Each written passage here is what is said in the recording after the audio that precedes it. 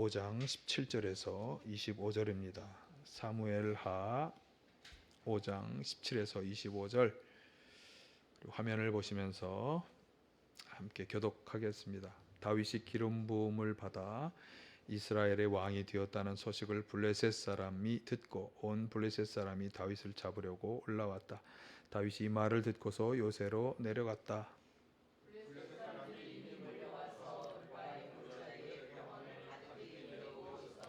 다윗이 주님께 아뢰었다. 제가 저 블레셋 사람들을 치러 올라가도 되겠습니까? 주님께서 그들을 저의 손에 넘겨주시겠습니까? 주님께서 다윗에게 대답하셨다. 올라가거라. 내가 저 블레셋 사람들을 반드시 너의 손에 넘겨주겠다.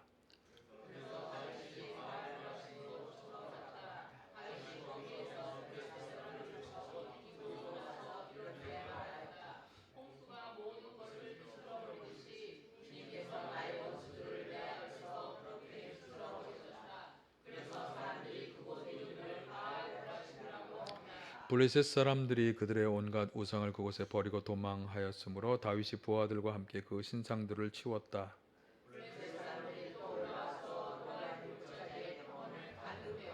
다윗이 주님께 또 아뢰니 주님께서 대답하셨다. 너는 정면으로 그들 쪽으로 올라가지 말고 그들의 뒤로 돌아가서 숨어 있다가 뽕나무 숲의 맞은 쪽에서부터 그들을 기습하여 공격하여라.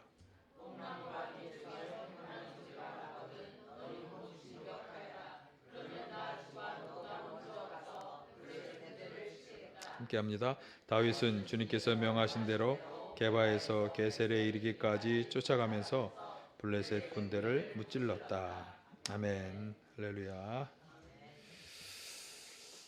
오늘은 우리 새해 나눔교회 신앙의 표어인 내 편에 신 하나님을 경험하라 이 주제와 관련해서 좀 더 생각을 해보도록 그렇게 하겠습니다. 2024년을 우리가 소망 가운데 출발하였지만 새해 전망은 사실 그리 밝지 못합니다. 우리가 코로나 팬데믹 이후에 너무나 많이 풀린 그런 돈으로 인해서 계속된 인플레이션, 또 그에 따른 경기 침체, 물가 불안, 또 우리 한국에서는 인구 절벽의 문제도 심각하고, 또 이제 금리도 계속 이렇게 고금리 올라갈 거냐 참 고민이 되는 그런 문제들, 또 대한민국의 가계부채가 위험 수위를 넘어섰다고 하는 경고도 계속 나오고 있는 그런 상황입니다. 우리 서민들의 어려움이 나아질 것인가? 전망은 불투명한 해가 계속되고 있습니다. 이러한 때 우리는 무엇을 누구를 의지하며 나아갈 수 있을까? 정권을 잡기 위해서 이루어지지도 않는 공약을 마구 뿌겨대는 정치인들 우리가 신뢰할 수 있을까? 소비자들을 우롱하면서 그나마 가격을 안 올렸구나 했더니 양을 줄이는 그런 장사치 경제인들 우리가 믿을 수 있을까? 온갖 현학적인 말로 거짓 소망을 주는 종교인들 우리가 신뢰할 수 있을까?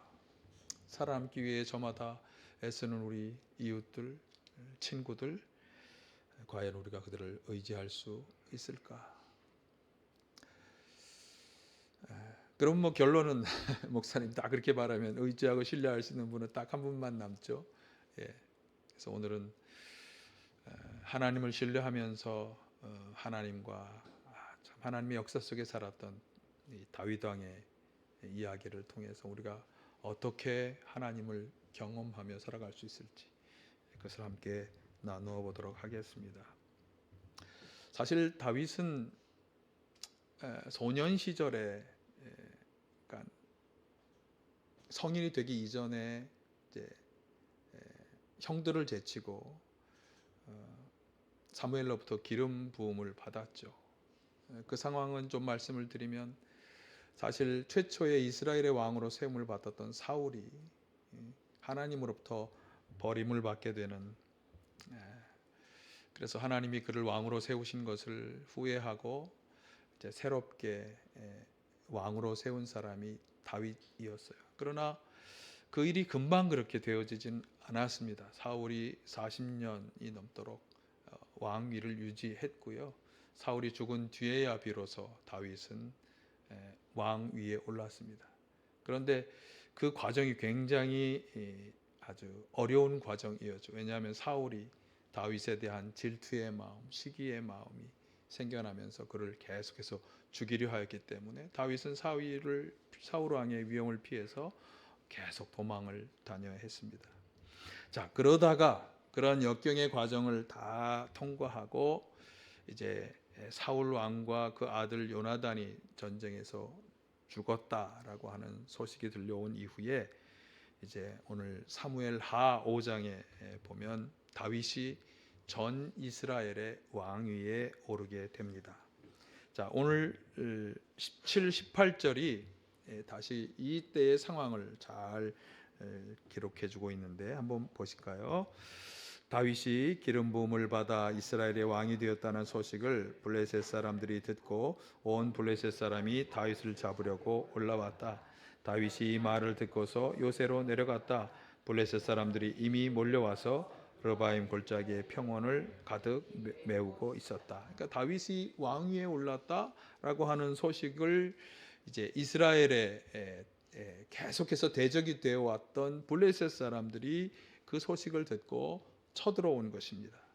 그래서 그 접경지대였던 르바임 골짜기의 평원을 가득히 메웠다, 이렇게 지금 표현되고 있죠.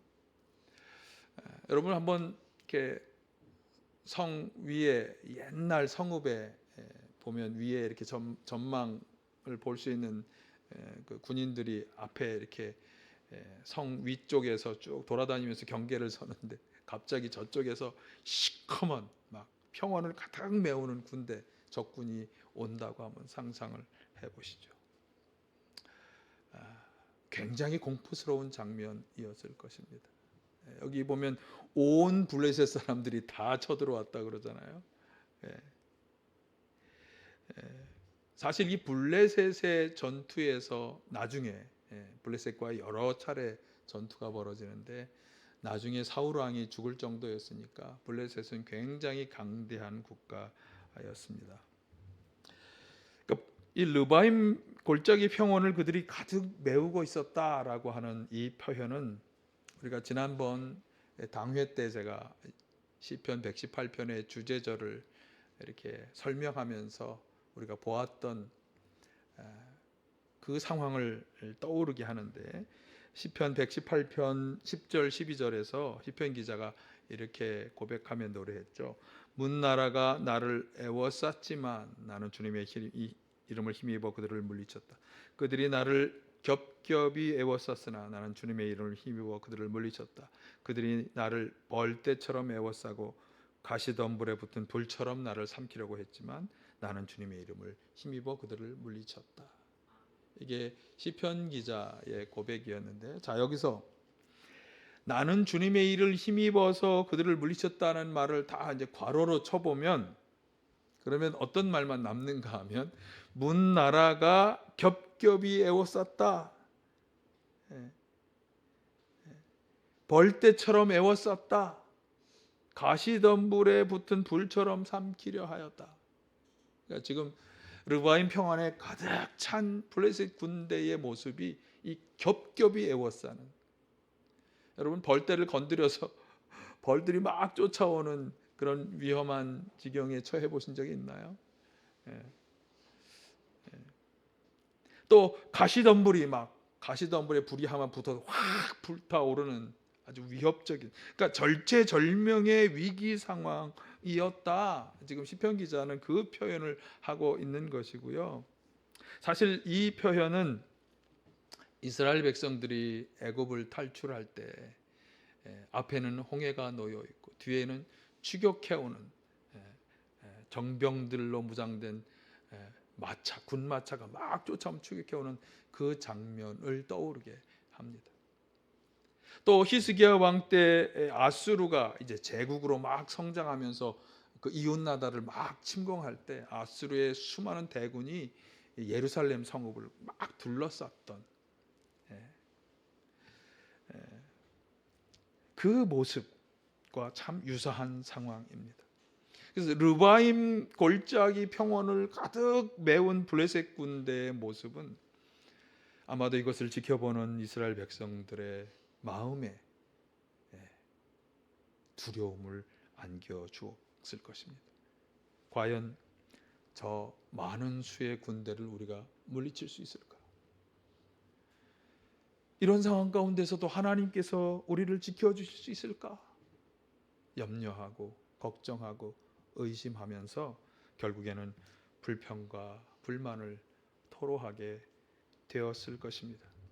추격하는 이집트 군대를 바라보면서 이스라엘 백성들이 그 모습을 보여주었잖아요. 출애굽기 14장 10절에서 11절을 한번 같이 보실까요? 바로가 다가오고 있었다. 이스라엘 자손이 고개를 들고 보니 이집트 사람들이 그들을 추격하여 오고 있었다. 이스라엘 자손은 크게 두려워하며 주님께 부르짖었다. 그들은 모세를 원망하며 말하였다. 이집트에는 묘자리가 없어서 우리를 이 광야에다 끌어내어 죽이려는 것입니까? 우리를 이집트에서 끌어내어 여기서 이런 일을 당하게 하다니 왜 우리를 이렇게 만드십니까? 어떻게 할 수 없는 상황, 이길 수 없을 것 같고 빠져나올 수 없을 것 같은 상황, 우리도 이런 상황을 만날 때가 있습니다. 다 한번 그런 경험들이 있으시잖아요. 도저히 어떻게 해볼 수 없는 상황, 아무도 도와줄 수 없을 것 같은, 하나님도 생각이 안 나는 그런 위기와 절망에 빠질 때 우리는 놀라 두려워하며 하나님을 향해 의심의 눈초리를 보내고 원망하고 불평하고 내가 왜 이런 고난을 겪어야 하는가, 아마 항변하며 대들지도 모르는 그런 상황을 맞이할 수 있습니다. 아마도 대지진으로 인해서 수백 명의 사상자를 낸 일본에서 이런 울부짖음들이 나오지 않을까. 또 계속되는 전쟁으로 인한 수많은 인명과 재산에 막대한 피해를 입은 우크라이나 사람들, 저 이스라엘의 또 하마스와의 전쟁을 벌이는 과정에 희생당하는 가자 지구의 사람들, 아마 이런 울부짖음이 나오고 있을 것입니다. 그러면 우리는 이런 염려와 걱정과 의심과 원망과 불평에 우리도 동조해야 할 것인가? 우리는 하나님에 대해서 어떤 마음을 가져야 하고 가질 수 있을까? 하나님을 절대적으로 믿고 의지했던 모세가 말합니다. 추격하는 이집트 군대의 모습을 보며 두려워하며 불평하던 이스라엘 백성들에게 한 말이죠. 자, 출애굽기 4장 13, 14절 한번 같이 보실까요? 모세가 백성에게 대답하였다. 두려워하지 마십시오. 당신들은 가만히 서서 주님께서 오늘 당신들을 어떻게 구원하시는지 지켜보기만 하십시오. 당신들이 오늘 보는 이 이집트 사람을 다시는 볼 수 없을 것입니다. 주님께서 당신들을 구하여 주시려고 싸우실 것이니 당신들은 진정하라. 하나님께서 구해 주시려고 싸우실 것이다. 그러니 진정하고 가만히 서서 구원을 위해 일하시는, 싸우시는 하나님을 지켜보기만 하라. 유다의 히스기야 왕도 두려워하는 백성들에게 말하죠. 역대하 32장 7, 8절 같이 보실까요? 굳세고 분대하여야 한다. 아시리아의 왕이나 그를 따르는 무리를 보고 두려워하거나 놀라지 말아라. 우리와 함께 계시는 분은 아시리아의 왕과 함께 있는 자보다 더 크시다. 아시리아의 왕에게 있는 것이라고는 군대의 힘뿐이다. 그러나 우리에게는 우리를 도우시고 우리를 대신하여 싸우시는 주 하나님이 계신다. 백성들은 이 말을 듣고 힘을 얻었다, 그렇게 말씀하죠. 함께 하시는 하나님, 그리고 도우시고 대신하여 싸워주실 것이다. 이것이 그가 가졌던 확신의 모습이었어요. 그것을 잘 보여주는 말입니다. 우리가 지난번에 시편 아까 앞에서 인용했습니다만 표주제절 시편 18편에서도 118편에서도 그것을 잘 보여주는 말씀이 있죠. 주제절 한번 보실까요? 6절에서 9절. 주님은 내 편이심으로 나는 두렵지 않다. 사람이 나에게 무슨 해를 끼칠 수 있으랴? 주님께서 내 편이 되셔서 나를 도와주시니 나를 미워하는 사람이 망하는 것을 내가 볼 것이다. 주님께 몸을 피하는 것이 사람을 의지하는 것보다 낫다. 주님께 몸을 피하는 것이 높은 사람을 의지하는 것보다 낫다. 예. 하나님께서 편이 되어 주신다. 예. 앞에 인용했던 말씀들의 맥락에서 보면 편이 되신다는 말이 무슨 말입니까? 편이 되셔서 싸워주신다. 편이 되셔서 도와주신다. 너무나 실망스러워서 도저히 싸울 의지가 없는 백성들을 대신하여 싸워주신다. 그리고 싸울 의지가 있는 백성들은 그들이 싸움에서 승리하도록 도와주신다. 예. 그러니까 편이 되셔서 역사하시는 하나님을 우리는 경험할 수 있다. 예. 그것을 분명히 보여주는 말씀입니다. 오늘 사무엘하 본문에서도 그 르바임 평원에 가득 메웠던 그 군사들을 보면서 암담하기도 하고 또 두려운 마음도 생겼겠지만 다윗이 하나님을 의지하여 나아갈 때 도우시고 싸우시는 하나님의 모습을 우리가 발견할 수 있습니다. 5장 20절 오늘 본문 같이 보실까요? 그래서 다윗이 바알브라심으로 쳐들어갔다. 다윗이 거기에서 블레셋 사람들을 쳐서 이기고 나서 이렇게 말하였다. 홍수가 모든 것을 휩쓸어 버리듯이 주님께서 나의 원수들을 내 앞에서 그렇게 휩쓸어 버리셨다. 그래서 사람들이 그곳 이름을 바알브라심이라고 한다. 25절 다윗은 주님께서 명하신 대로 게바에서 게셀에 이르기까지 쫓아가면서 블레셋 군대를 무찔렀다. 자, 이 구절들을 가만히 보면 블레셋 군대를 누가 쳐서 이겼어요? 다윗이 그들을 쳐서 이겼다. 여기 25절에도 그들을 쫓아가면서 블레셋 군대를 무찌른 것은 다윗이에요. 분명히 다윗 자신이 그렇게 블레셋과의 싸움에서 승리하였음에도 불구하고 다윗의 고백은 완전히 달라요. 어떻게 고백하고 있는 거예요? 하나님이 이 원수들을 자기 앞에서 휩쓸어 버리셨다라고 고백하고 있어요. 왜 이런 고백이 나왔을까요? 사실 그는 알고 있는 거죠. 뭘 알고 있는가? 이스라엘의 적은 군사를 가지고 저 평원을 가득 메운 군사들을 도저히 이길 수가 없는데, 그런데 자신이 하나님의 말씀으로 의지하여 나아갔더니 이겼다. 야, 도저히 이길 수 없는 싸움인데 이겼다. 그래서 그는 하나님이 휩쓸어 버리신 것이다. 이렇게 고백하고 있는 것입니다. 자, 그러면 어떻게 그렇게 될 수 있었을까? 이것을 이제 말씀 나누려고 하는 거예요. 참으로 우리가 보아야 할 것은 어떻게 이렇게 승리할 수 있었을까? 이 승리의 비결은 무엇일까? 다윗이 항상 견지했던 아주 중요한 자세. 자, 한번 같이 보실까요? 시작. 다윗은 항상 모든 일을 하나님께 여쭈어보고 하나님께서 하라시는 대로 순종하였다라고 하는 사실입니다. 19절을 보실까요? 19절. 다윗이 주님께 아뢰었다. 제가 저 블레셋 사람들을 치러 올라가도 되겠습니까? 주님께서 그들을 저의 손에 넘겨주시겠습니까? 주님께서 다윗에게 대답하셨다. 올라가거라. 내가 저 블레셋 사람들을 반드시 너의 손에 넘겨주겠다. 블레셋 사람들을 치러 올라가도 되겠습니까? 여쭈어 보았습니다. 그리고 하나님이 말씀하시는 대로 올라가서 승리하였습니다. 이 뒤에도 보면 더 많은 군대를 이끌고 와서, 아니 골짜기를 가득 채웠던 사람들도 대단한데 더 많은 군대가 가득 메운 것을 보면서 다윗은 또 하나님께 여쭈어 보았습니다. 23, 24절 다윗이 주님께 또 아뢰니 주님이 대답하셨다. 너는 정면으로 그들 쪽으로 올라가지 말고 그들의 뒤로 돌아가서 숨어 있다가 뽕나무 숲의 맞은편 쪽에서부터 그들을 기습하여 공격하여라. 뽕나무 밭 위쪽에서 행군하는 소리가 나거든 너는 곧 진격하여라. 그러면 나 주가 너보다 먼저 가서 블레셋 군대를 치겠다. 예, 다윗이 또 여쭈어 보았고 하나님이 이번에는 뒤로 돌아가서 기습하면 내가 그들을 다 승리하게 해주실 것이다. 놀라운 승리를 거두었습니다. 자, 다윗의 이 승리의 비결은 어디에 있느냐? 하나님께 여쭈어 보는 것이다 라고 하는 것을 잘 보여주고 있습니다. 사실 다윗은요, 그가 기름 부으심을 받고 난 이후에 맞이했던 모든 싸움에서 항상 하나님께 여쭈어 보았습니다. 심지어 도망할 때도 하나님께 여쭈어 보았습니다.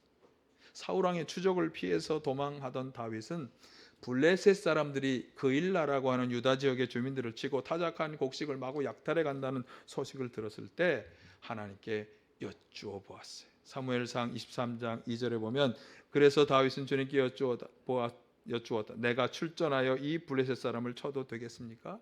그러자 주님께서 다윗에게 허락하셨다. 그렇게 하여라. 어서 출전하여 블레셋 족속을 치고 그일라를 구해주도록 하여라. 예.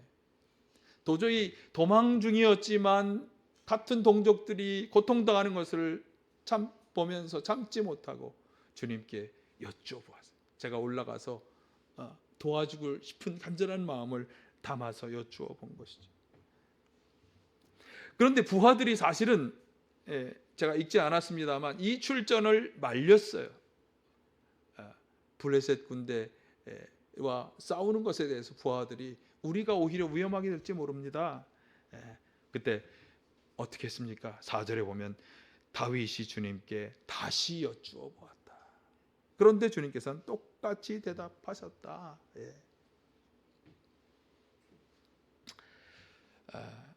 계속된 도망자 생활을 하다가 이제 다윗이 결국은 블레셋으로 망명하겠다고 하는 결정을 내리고 그가 블레셋으로 망명하여 살아가던 도중에 이제 그 블레셋의 왕이 이 다윗을 좀 시험해 보려는 마음도 가지고 이 블레셋의 전쟁에 너도 참여해라.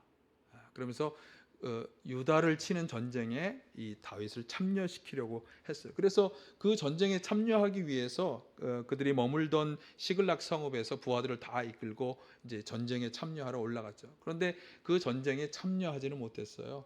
그 블레셋의 왕의 신하들이 이 사람 위험합니다. 그래서 못하고 돌아왔는데 어떤 일이 벌어졌는가 하면 그들이 머물던 그 시글락 성읍에 아말렉 사람들이 쳐들어와서 모든 여자를 비롯해서 어린아이, 노인 할 거 없이 성 안에 있는 모든 사람을 다 끌고 가는 그런 일이 발생했어요.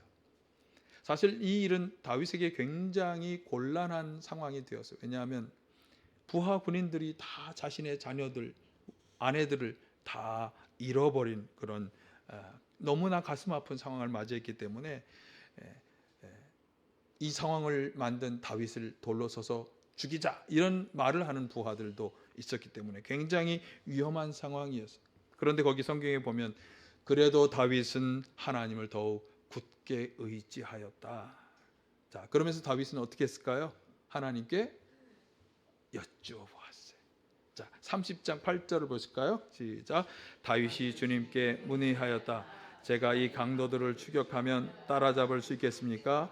주님께서 그에게 대답하셨다. 내가 틀림없이 따라잡고 또 틀림없이 되찾을 것이니 추격하여라. 그러니까 다윗은 정말 어떤 상황이 벌어졌을 때 그 상황을 자기가 뭐 해보려고 하는 어떤 행동을 하기 전에 먼저 항상 하나님께 여쭈어 보았어요.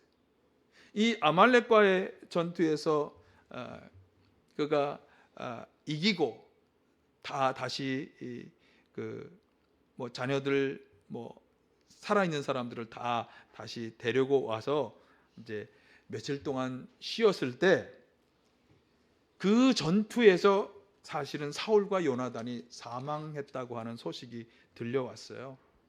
그러니까 그동안 자신을 그렇게 죽이려고 하던 다윗 왕이 드디어 죽어서 그가 이렇게 망명 생활을 청산하고 다시 유다로 돌아갈 수 있는 아주 중요한 기회가 왔던 거죠. 이때도 다윗은 하나님께 여쭈어 보았어요. 사무엘하 2장 1절 보실까요? 이런 일이 일어난 뒤에 다윗이 주님께 제가 유다에 있는 성읍으로 올라가도 됩니까? 하고 여쭈었다. 주님께서 그에게 올라가라고 하셨다. 다시 다윗이 여쭈었다. 어느 성읍으로 올라가야 합니까? 주님께서 헤브론으로 올라가라고 알려주셨다. 자, 제가 지금 소개했던 이 중요한 구절들이 하나같이 다 말씀해 주는 것입니다. 전쟁이 시작하였을 때, 전쟁을 벌이기 전에, 또 부하들의 반대하는 의견을 들었을 때, 왕이 될 수 있는 절호의 기회가 왔을 때 그는 항상 모든 상황 가운데서 어떻게 해야 할지를 하나님께 여쭈어 보았다. 그리고 하나님의 응답에 순종하여 행하였다라고 하는 사실입니다. 그 결과는 뭐 우리가 다 본 것처럼 항상 승리의 역사를 가져오게 되었죠. 그러니까 다윗이 이렇게 늘 하나님께 여쭈어 본 것은 당연히 그 여쭈어 보는 것이 승리를 안겨주는 것이다 라고 하는 것을 확신했기 때문인데, 우리가 이 다윗이 늘 여쭈어 본 이유, 우리가 하나님께 늘 여쭈어 보아야 하는 분명한 이유를 그가 소년 다윗 시절에 거인 골리앗과 싸웠던 싸움에서, 그가 한 말에서 그 이유를 분명히 찾아볼 수 있습니다.